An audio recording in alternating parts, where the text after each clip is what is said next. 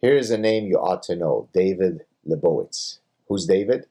He's a top analyst at JP Morgan, one of the world's largest and most prestigious investment banks. And according to David, the 60-40 portfolio is changing, which means the traditional 60% stocks, 40% bond mix needs to be reimagined.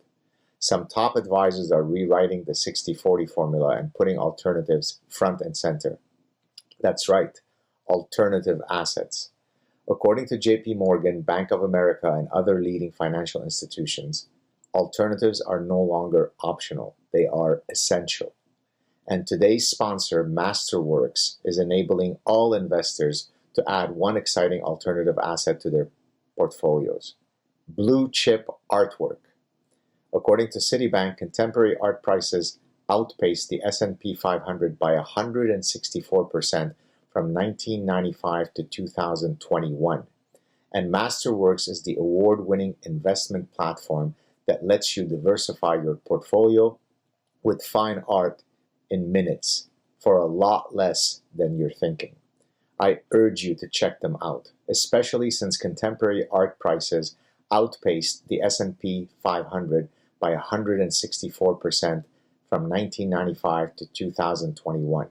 Plus, Masterworks is valued at over $1 billion, and you can't say that about very many companies today. But my listeners can skip the waitlist by going to masterworks.io/sadtruth. Once again, visit masterworks.io/sadtruth. See important disclosures at masterworks.io/DC. All right, hi everybody, this is Saad. This gentleman was kind enough to invite me twice so far on his show, and as we all know, reciprocity is a very important Darwinian mechanism, so I have finally corrected the wrong by getting him to come on my show. How you doing, Dennis Prager? You know, I never thought of reciprocity as a Darwinian mechanism. Already in the introduction, I have learned something. Well, I'm sure I'm going to learn a lot from you today. I'm really excited to talk about your latest book. But first, for the 3 or 4 people who don't know who you are, you're the host of the nationally syndicated talk show, The Dennis Prager Show, co-founder of PragerU, which puts together these beautiful little packets of 5-minute clips, which I'll just notice very gently that I've yet to be invited to do one when it is perfectly appropriate to have asked me to appear many times, but we'll skip that for now. Author of many books, including, now there a lot of books here, The 9 Questions People Ask About Judaism, Happiness is a Serious Problem, Why the Jews, the Reason for Anti-Semitism, maybe we can drill down on that topic, Still the Best Hope, Why the World Needs American Values to Triumph, The 10 Commandments, Still the Best Moral Code, The Rational Bible, Exodus, The Rational Bible, Genesis, and today, the book that's about to come out on March 1st, we'll be talking about The Rational Passover Haggadah. Did I get everything right, Dennis? Yeah, I think you did. Oh, you missed a book that 44 essays on 44 subjects called Think a Second Time. It doesn't matter, but since you wanted to get everything in there, I mentioned that's the best as an introduction to my thinking, because you can read every one of the essays in 10 minutes. So I guess what we could start with is you have the series of The Rational and then, fill in the blank. How did you think about starting that series, and how does the current book that's coming out in March fit within that series? My road to belief in God is completely rooted in reason. I take basically nothing on faith. And I believe that religions, specifically Christianity and Judaism, have done themselves a disservice by not often emphasizing the rational road to the religion or to God. And since that's my vehicle, I don't have a mystical bone in my body. I envy people who have mystical natures. I don't have one. But if you love reason and morality and wisdom, I'm not boasting, I just think wisdom is everything, then just read the reviews, the 4,000 reviews of my Rational Bible series on Amazon. Agnostics said, this is the first time I think I could take religion and God seriously. So the latest edition is not on the Bible. It's on the oldest holiday that humanity has continually observed, Passover. And it explains everything about it to the non-Jew as well as the Jew. And I thought that explaining, I'll give you an example. I deal with a very powerful question in the Haggadah, which is the service of the Passover. By the way, Jesus' Last Supper was the Passover Seder. So this is a big deal to both religions. And I ask a question, if we're supposed to believe God took the Jews out of Egypt, well, then why didn't God take the Jews out of Europe? See, I've always believed you have to confront the toughest questions, or your religion is not intellectually serious. So, in a nutshell, that's what I've done here. So what I mean, that's a very enticing question that you pose. So why did God not take the Jews out of Europe? So the question, of course, is the broadest question. Why doesn't God stop all evil? Because let's say that God took the Jews out of Europe. So let's say God took the Jews out of Europe after 1,000, not 6 million, after 1,000 Jews were killed. One could then ask perfectly legitimately, why did God let those 1,000 Jews killed? Why did he let the million or so Armenians get killed? Why did he let the 20 to 40 million Russians and Ukrainians get killed? 60 million Chinese? When you ask that question, you have to understand what you're asking is, why has God allowed people to commit evil? And that is the universe that he built. If people would prefer good robots to people who have free will, that's their choice. I think the Garden of Eden story is a parable to show us that we would choose good and evil over robotic non-evil. Got you. When you mentioned earlier about the brief synopsis of your latest book, you said it's a book that can be read by Jews and non-Jews. Are there any elements, any contents in the book that would be uniquely targeted to one or not the other, or is everything a universal message that could be consumed by, a Gentile and a Jew? Everything is a universal message. That when I wrote I've written 3 of the 5 volumes of my Rational Bible, and the image I have when I read it is of a rural Chinese who never heard of Moses, who may never have heard of God. Will this make sense to that person? That is how severe my universality of the message is. I don't in any way, shape, or form deny the particularity of it. It is a Jewish document. There's no question. But I would say this: if these books only have a message to Jews, that is like saying Beethoven only has a message to Germans, or Shakespeare only has a message to the English. My view as a child in Jewish religious school, yeshiva, my view was either this stuff has something to say to everybody, or it has nothing to say to me. Beautiful. Do you think that, earlier you mentioned, you approach your faith through a rational lens. Now, rationality has a very unique meaning to me as someone who studies decision making. So in economic theory, you talk about rational choice. So if I prefer car A to car B and I prefer car B to car C, then I must prefer car A to car C. If I don't do that, then I am violating a mathematical axiom, and hence I'm being irrational. So what is the meaning of rationality in the context of how you use the term? And then does that imply that if one is not religious, then they are being irrational according to your lens? What it means, well, I accept the first theorem is completely, it would be a dominant one, but it's not the only use of reason. If let me try to. Okay, let me take the 10 Commandments, because sure. my biggest mission in life is as I say on my radio show, you want to defund the police, have everybody live by the 10 Commandments. Then you can defund the police. the Ten Commandments are genius, and I devote a tremendous amount of time in both the Deuteronomy and Exodus books, because it appears twice, the Ten Commandments in the first 5 books. To give you an example, honor your father and mother. It's a genius law for so many reasons, and again, so this is what I mean by the use of reason. So I note that in these 5 books known as the Torah, the first 5 books, it says love your neighbor, it says love God, it says love the stranger, but it never tells you to love your parents. You only have to honor them. You know how liberating that is to so many people when they hear that, because they have conflicted emotions with regard to their parents? But you do have to honor them. Why is that important? Every totalitarian movement and every cult begins with eliminating the authority or reducing the authority of parents. Honor your father and mother is actually an antidote to totalitarianism. So those are rational observations. You can then rationally say, oh, it's not important.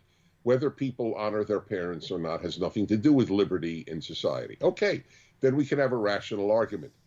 But the very fact that we can have a rational argument means I didn't say, take this on faith. That's my use of reason. Got you. As someone who teaches in a business school, one of the ways that I have tried to explain the spread of religion is through the marketing metaphor. And so, for example, if you look at Islam, it's a very smart marketing religion in that it starts off with starts off with Muhammad, and then 1400 years later it has 1.4 to 1.6 billion adherents.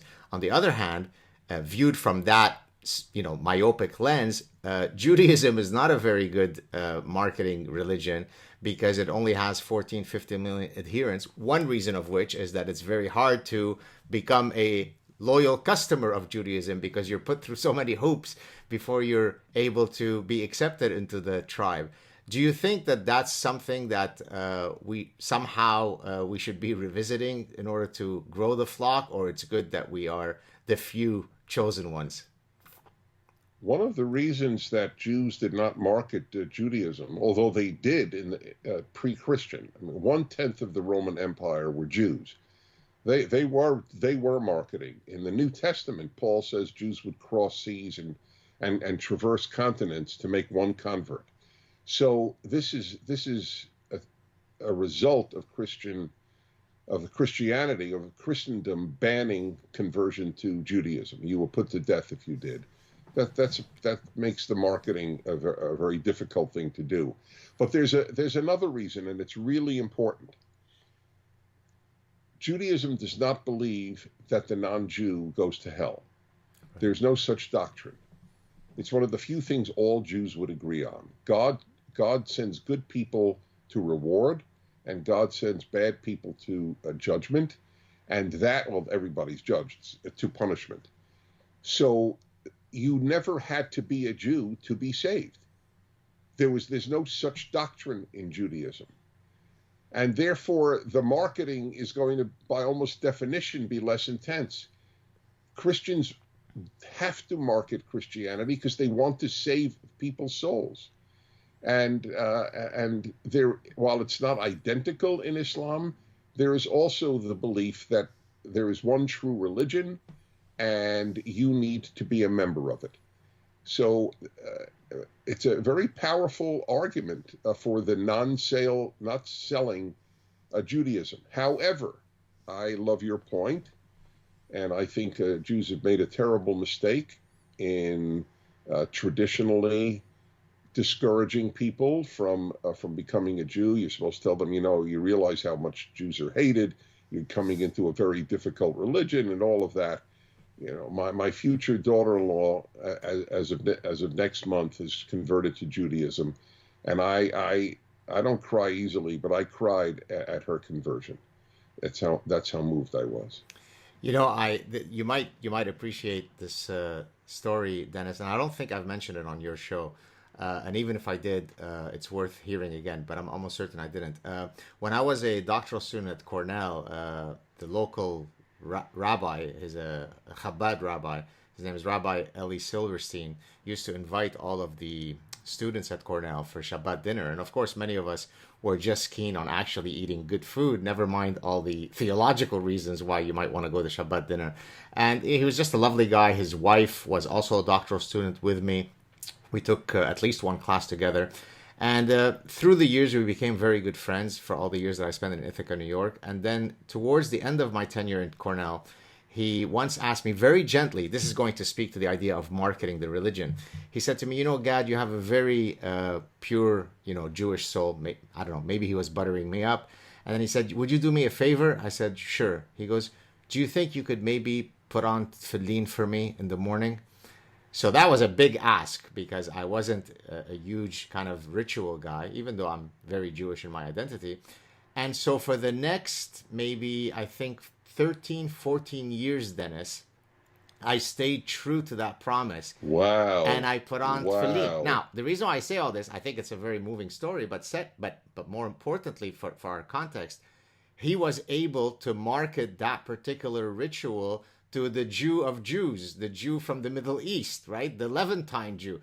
So I think there is benefit if Judaism has a set of lessons that we can all benefit from, then I think I'm not talking about aggressive proselytizing. I'm just saying from aggressive proselytizing with the sword on the neck to doing nothing, there is some happy medium. That's Maybe right. we could find it there. Well, it's a credit to you that you took on that deal. For those of your viewers, listeners who don't know, Tefillin, by the way, it always cracks me up. They're translated as phylacteries. But there is no human on earth who knows what phylacteries are, who doesn't know what Tefillin are. Tefillin are the leather straps for the head and the arm, connected to a little box with the partial scroll of the Torah in it. So that is a very big project of Chabad, the group the rabbi was affiliated with. My method of introducing people to Judaism, including Jews, most Jews have nothing to do with Judaism, is not Tefillin, it's Shabbat. Right. It is. I have 1,000, batting 1,000. Everybody who comes to Shabbat dinner, either at my home or at the home of my friends that I go to very often Friday night, and I went every Friday night from the second week of the lockdowns. I believe it was life-saving for the 15 of us who gathered. We disobeyed completely every rule that they put up for our mental health, which maintained completely balanced, thanks to Shabbat. If people saw what you could have in your home every week, Charlie Kirk, the head of the Turning Point USA, is a devout Christian, and he told me, we were together 2 weeks ago. I was stunned. He said, Dennis, I just want you to know I observe Shabbat. I turned my phone off Friday night at sunset. Yeah. And people know, don't bother Charlie for 24 hours. That is the vehicle to a good life, and if you want to start taking Judaism seriously. That's my recommendation. Now, do you think so? Look, people sometimes think that I'm hostile to religion. I'm not that at all, right? There's some elements of that I consider. Well, you're having me on. You can't.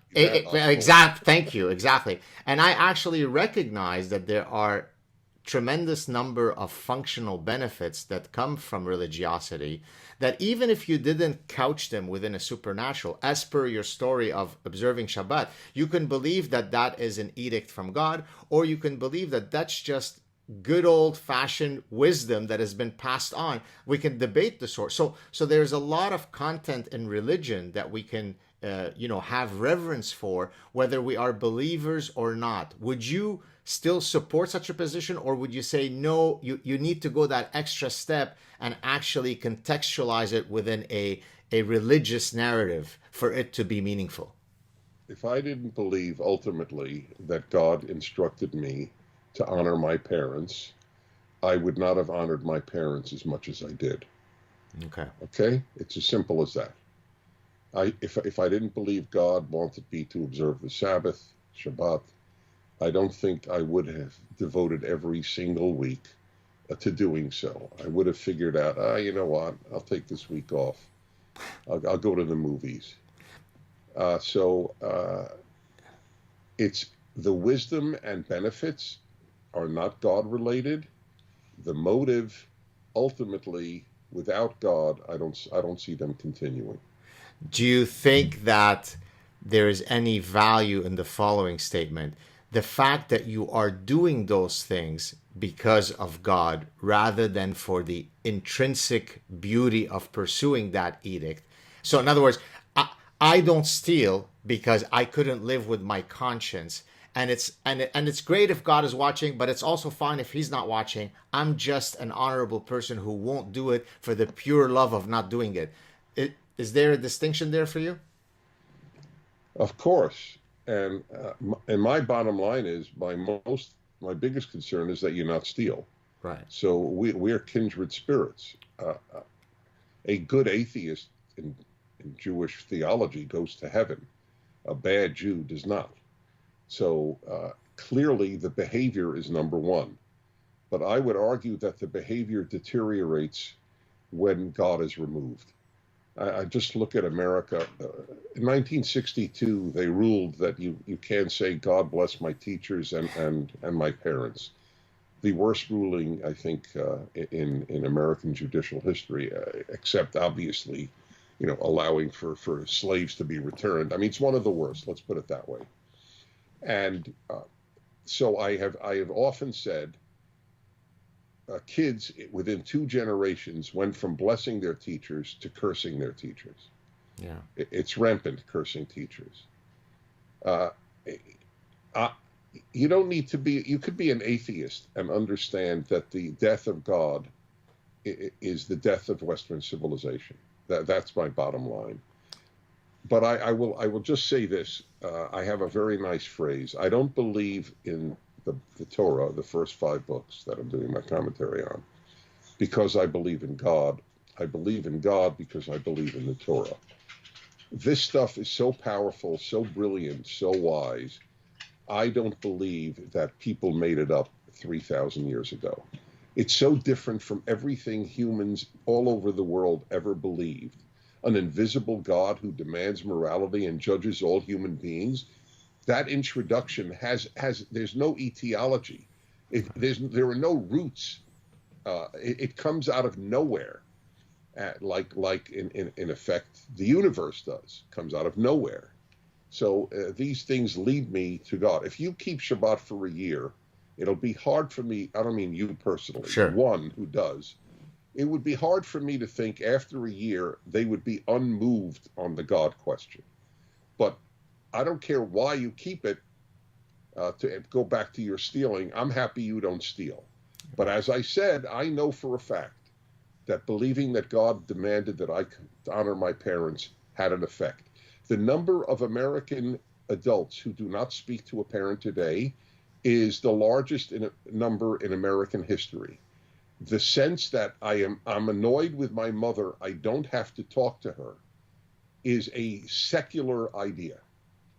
It actually touches a personal point, what you just said, which we could talk about offline regarding some family dynamics. Of course, I wholly agree with you that, parents should be revered. Yesterday, I blew up in anger at my own children because they were acting like little brats. And I said, you're not respecting your mother and me.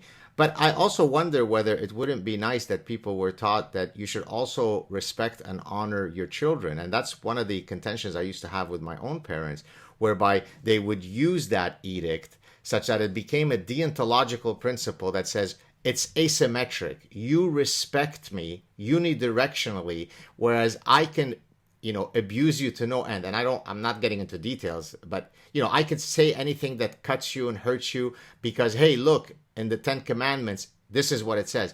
So I wonder if there's a more humanistic way where we can just say, yes, of course, revere your parents. Of course, honor your parents. But how about we also make sure that we honor our children?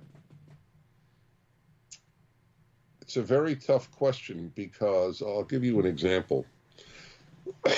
Excuse me. it's a very tough issue. When I used to have my dad on my radio show every year on his birthday, July 18th. He was a very wise man, and everybody loved that hour. Many people said it was their favorite hour of my radio show. And I would ask him, so Dad, what's the biggest difference between America when you were a kid, when we're talking now the 1920s and 30s, and now, and past 2000? And amazing how frequently he would answer, kids rule the family, not the parents. And I agree 100%. It's not a matter of even honoring your children. It's a matter of you treat everybody decently. Right. I mean, but a specific ruling is asymmetrical. I believe children need guardrails and stability and security more than love. I think I put down love as one of the false gods of the modern era in my book, because the false god section is in some ways the most important section of all of my 5 books.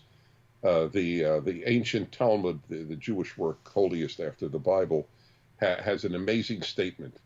Whoever does not worship a false god is considered to have kept the entire Torah. And I agree entirely with that. And love has become, for example, unconditional love. I've made a war on that doctrine. If you look up Google, I don't know if you know this. You probably do, because you know so much, and I mean that sincerely. But Google has actually, you can trace a phrase, how much it has been in English literature, and I don't mean just novels, in newspapers, magazines, books. So I looked up unconditional love, 1900, doesn't exist. Nothing. 1960s, woo, and goes up and up and up. It's not a religious doctrine. It's not a rational doctrine. Really? You should love somebody no matter how they act, no matter how they treat you? Your husband beats you and you have to give him unconditional love? The idea is preposterous. And I don't even believe God has unconditional love for us. If he does, he has a strange way of showing it. He destroyed the whole world because they were evil. Yeah. Did he have unconditional love for everybody except Noah? It's by the way, the doctrine, the words don't even appear in the Hebrew Bible. Unconditional love. And that's the book that gave us love your neighbor, love God, love the stranger. Oh, it's big on love, but not love that is not merited. Well, I can place what you're saying within a scientific framework. Remember earlier when I joked about reciprocity and so on. So unconditional love has an element of parasitism within it, right? No matter what I do to you, you must offer me love, right? No relationship can withstand this kind of pressure. Every relationship has to have a give and take. So even if I, as a parent, I'm willing to die to protect you as my child, you can't be infinitely disrespectful to me, insolent to no end, steal from me. Then I maybe have the right to withdraw my quote unconditional love from you. So in a sense, I completely agree with you. To grant unconditional love is anti-Darwinian. Good. We're in agreement. That's right. Fine with me. Yes, but people always say, "Oh, I wish there was a law to respect your child." It's hard for me to believe that people who believe in the God of the Ten Commandments abuse their children. I am sure some have. Right. There is nothing guarantees goodness. All you can do is maximize your chances. And that's why I've devoted my life to spreading the wisdom of these books. And again, I just want to remind people, as you know, as an author, it's good to mention the book. Rational Passover Haggadah. Rational Passover Haggadah, for an atheist, for a Christian, for a Jew. Is there anything in writing this book and doing the research for this book that surprised you? Oh, I didn't know this. I actually thought the opposite of that. Or was it just a collection of information that you already knew? Did anything surprise you? Well, it's not information; it's insights. Yes. Well, there is my biggest, the biggest revelation came to me over the years, as I know you know, but very few of your viewers would. So there's a very famous story in the Haggadah about 4 children. That there are 4 children that people have: the bad one, the wise one, the one who doesn't know how to ask, and the simple one. Why isn't there a good child? There's a bad child, a wise child, the one who doesn't know how to ask, and a simple one. Where's a good child? And the genius, and it is genius, I think, was a wise child is a good child. Wisdom is what matters, not good intentions. The number of good people who don't have wisdom and do bad is in the billions, in my opinion. So wisdom is the most important pursuit in life. Not goodness, even though I'm preoccupied with goodness. The Haggadah is what opened my mind to the centrality of wisdom in making a good world. Well, I mean, of course, this is part of Jewish teachings, but also the ancient Greeks would place wisdom as, one of the fundamental values for the pursuit of a good life. If you went to Harvard in 1780, you studied Greek, Latin, and Hebrew. Exactly. Right. All right. Anything we want to discuss? Again, guys, you need to go out and buy the Rational Passover Haggadah coming out, I think, March 1st, right, Dennis? Sounds right. Right. Anything you want to discuss about current events? I know you have to leave soon. That's pissing you off, that's keeping you up at night. I'm sure a lot of things. Pick your top 1 or 2. Let's drill down and let's see if we can solve those problems. Watching Americans obey irrational orders has been a very sad, illuminating moment for me. I love this country, and I did not expect Americans to say yes, sir, to destroying so many kids' lives for no good reason. It's unbelievable. It's unbelievable. That's right. I mean, I'm being slightly facetious, but not really. You of course, had an influence in helping Soviet Jews emigrate and so on. Do you think you can open your heart to allow a Canadian Lebanese Jew to escape the dictatorship of Justin Trudeau to make it down to the U.S.? You've got some kind of underground railway that you can help me escape from Canada? I can only commiserate and tell you, I have advocated on my show on a number of occasions that they remove the maple leaf from the Canadian flag and put a sheep. Meaning that all Canadians are sheep who just follow whatever they're being told. Yes. Well, the Canadian truckers may have started something Indeed. for which they will be remembered for many, many centuries. You should watch, if you haven't had a chance, the Canadian truckers spokesperson is named by a guy by the name, a fellow Jew by the name of B.J. Dichter, who was a friend of mine prior to him gaining all this new fame as the spokesperson. He came on my show. You should listen to this guy. Oh, I want to put him on my show. Oh, please put me in touch. I will make it happen. Oh, absolutely. thank you. Absolutely. Dennis, I wish you the best of success with this book. Again, the Rational Passover Haggadah comes out in early March. Such a pleasure having you on. Thank you for coming on. I hope I haven't taken too much of your time. Are you kidding? You're a joy. I told you this on my radio show. You are a joy. Thank you, Dennis, so much. Best of luck, and I'll talk to you soon. Take care. Thank you. Cheers.